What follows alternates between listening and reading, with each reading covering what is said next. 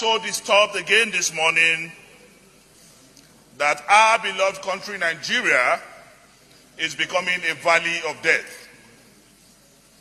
Mr. President, I am more disturbed this morning that day after day, weeks after weeks, month after month, we are talking about the same level and magnitude of insecurity in a country where we are spending so much on security architecture.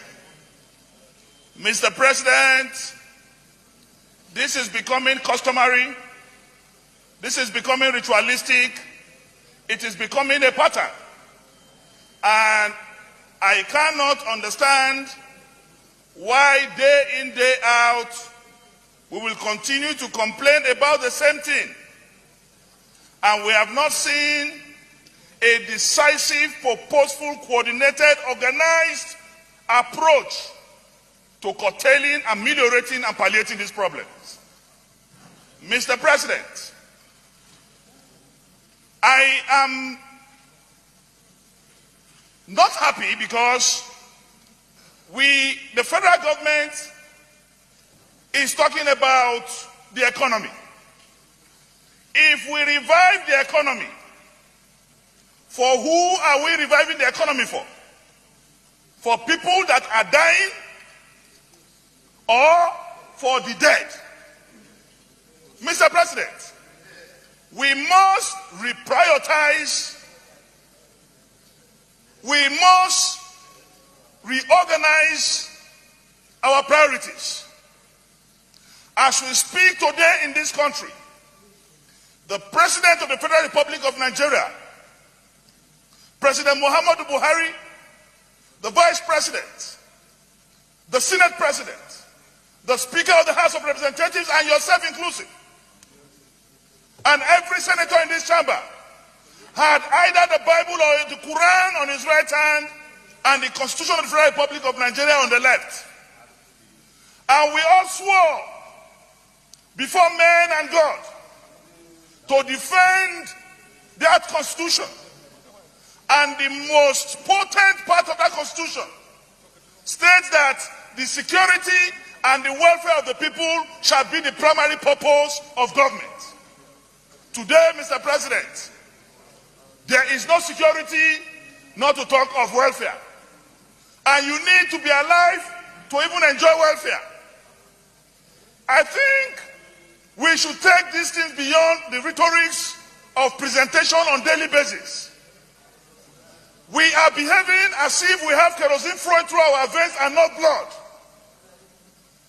We, most elites in this country, from the president to the least appointed, are protected by police and mobile police and even the army.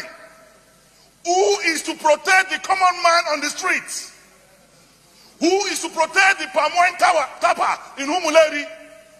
Who is to protect the Baduku in Marafa? Who is to protect the poor farmer in Ogbomoso? Mr. President, we should outgrow rhetorics and sensational presentations and call a spade a spade. The President of the Federal Republic of Nigeria must show capacity as the Commander-in-Chief of the Armed Forces. And if we need international support, we should say so on time. If we need international collaboration, we should do so on time. And we should not just be concentrating on creating funds for the army and the other military without looking at the police. Intelligence gathering in this country is dead. Events will happen, there will be signals that they will happen, and they will happen, and there will be no remedy.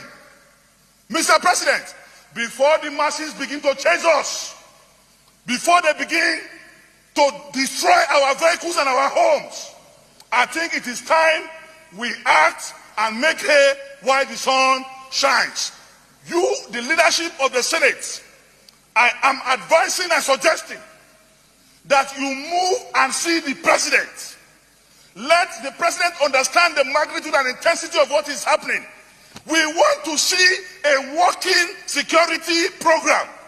We want to see a decisive, pragmatic approach to this problem.